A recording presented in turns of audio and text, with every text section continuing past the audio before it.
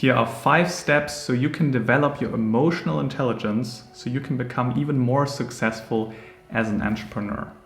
Now, if you're watching this video, you probably are already aware of the importance of emotional intelligence.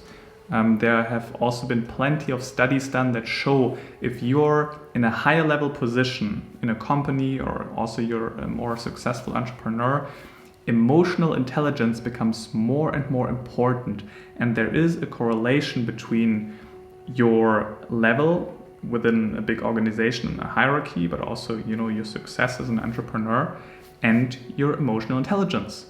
More than your IQ, your EQ is even more important.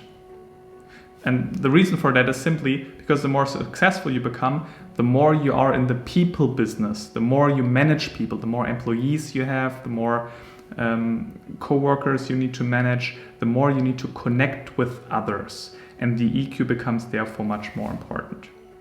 Now, before we get started, I quickly need to define emotional intelligence. Everybody talks about it, everybody thinks they know it, but I think there's a very clear distinguishment. Emotional intelligence has 2 aspects. The one aspect, yes, is the communication with others, to sense also how other people feel and manage others. And this is what most people are talking about.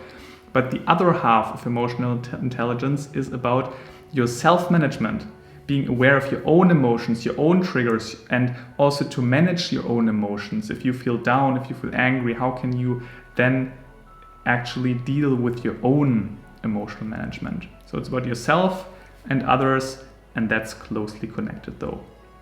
Now, the first steps are the following.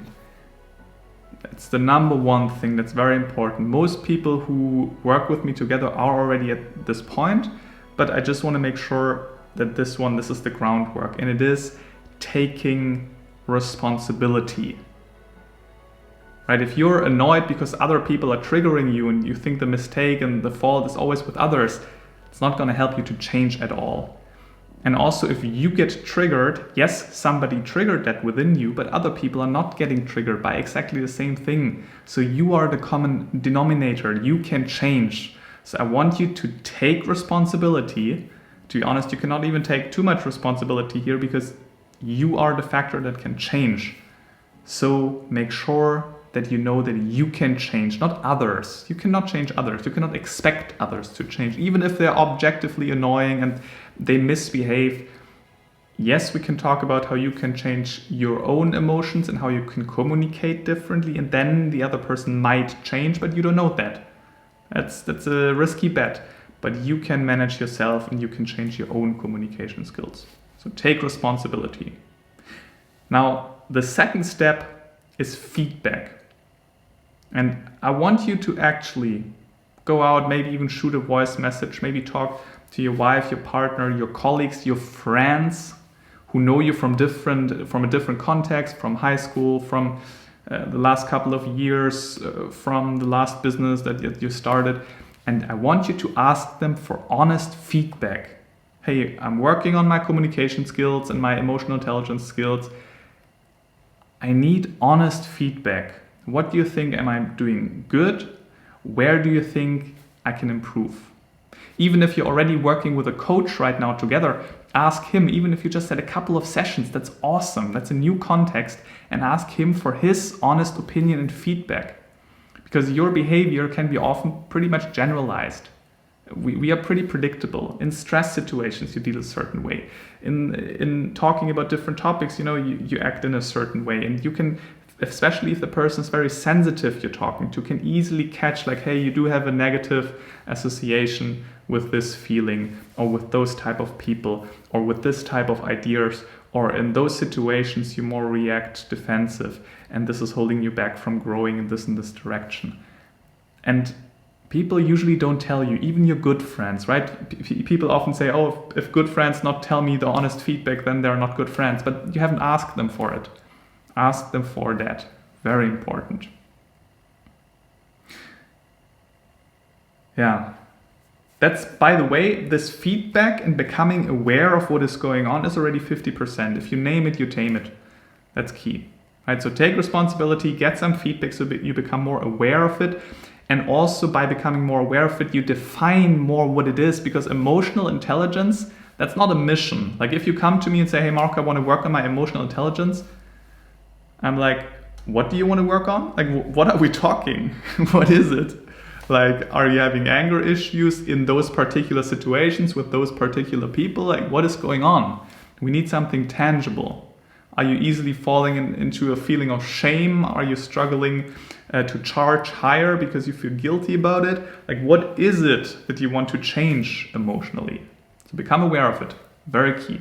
So take responsibility, take a closer look for feedback, and then when you're aware of it, you gotta understand the root cause. I've done this, I've coached hundreds of people, and for long enough, we just immediately went into the solution space. What's the solution? What do you want to change? How do we do this?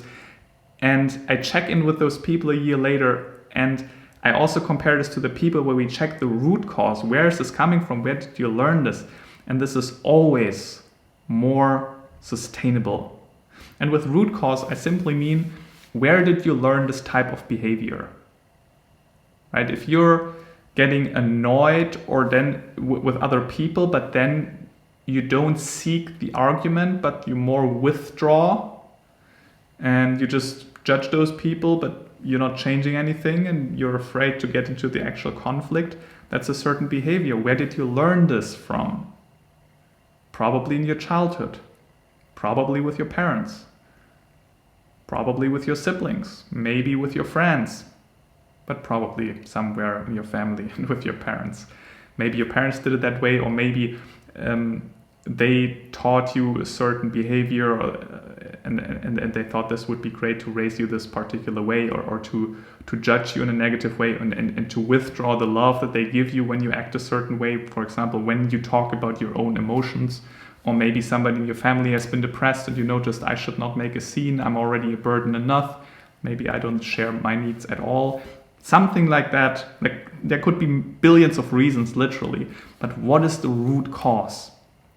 That's very important to understand that, just logically, but also emotionally, to understand that. And there are a lot of psychological tools, and you can go back, resolve that, understand that, make sense of that, change belief systems. That's very important. Yeah. And that's actually now the fourth step. So in the first one, we talked about taking responsibility. Then it's about getting feedback and then understanding the root cause. And now we're talking about change. It's the fourth point. Everybody immediately wants to have change. People come to me, I don't want this anymore, I don't want this anymore. Yeah, but we cannot just snap with the finger and just do some change. We need to make a little bit of a detour and get the foundation to then the right moment change. That's very important. And change here means, and that's often also a big question then with the people I work with, do you just want to change on an attitude level? So the way you perceive it, the way you feel, and you just maybe want to perform and behave exactly the same way. Maybe you already charge much more higher, but you feel uncomfortable with it and you just don't want to change anything about the price, you just want to feel comfortable with it. Or maybe you also want to change something on the behavioral level. Maybe you want to act differently. Maybe you want to seek and perform in conflict situations differently. That's also a bit of a question. And then you can change that, train that, continuously reflect on that. That's what you can do with a coach. That's what you can do with a mentor, with anybody that you feel comfortable with. You can also do it on your own. That also works. But with a coach, it's often a bit more effective. And you also have blind spots very easily. I mean, I myself have a coach. I'm usually getting coaching continuously in some sort of way, because a knife cannot cut itself and fire cannot burn itself, and I cannot coach myself. So it's always helpful to have somebody else in check, even if it's maybe just your business partner at the moment. Yeah. And lastly, I feel like people use the last step way too often and just bluntly say it and don't mean it. But I want you to actually wait for one moment and actually try to implement that. And the fifth one is compassion and acceptance. Again, people come to me without any compassion and acceptance. I just want to change. I cannot be happy if I cannot change that. I won't be successful if I cannot change that. I must change that. And yes, we can work on changing. Change, learn, improve. I'm 100% down for it. But also, if in the back of your mind you have a little bit of more this compassion, acceptance mindset of I'm a human being, I'm not perfect, and what even is perfect? Perfect just is my sort of definition. And in a sense, it's even a little bit funny. You know, how my mind is always pulling me back to my past behavior. You know, take it a little bit more lighthearted, with more humor, with more acceptance and compassion to you being a human being and not a machine. And the funny thing is, if you accept this mindset, change is going to be easier. If you're taking it too serious, I have to change, I must change, otherwise life won't be enjoyable anymore, and this is horrible, and I'm such a bad person, and I'm such a lazy ass, it's not going to work. Or it's going to work, but it's going to be 10 times as much effort. So be a bit more relaxed, chill. You know, your life probably is fine generally. You probably generally make enough money. You probably generally have great friends, maybe even a great partner. Maybe the business is probably going pretty decent.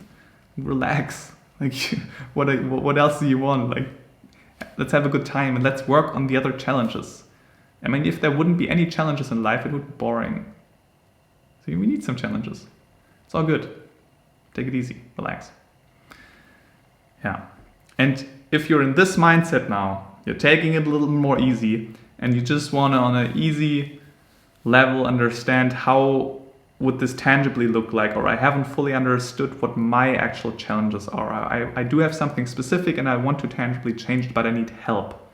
If you want that, then just press the link below the video. We have a chilled call, very relaxed. We work out a custom strategy and how working together would look like and what would be the tangible steps for you, right? This video is just a general big picture process, but in this call, we're going to be very individualized and build a very specific plan for you, how you can, in an accepting and compassionate attitude, change and improve your emotional intelligence. So again, all you have to do is just clicking the link below and sign up, and I'm looking forward to talking to you soon.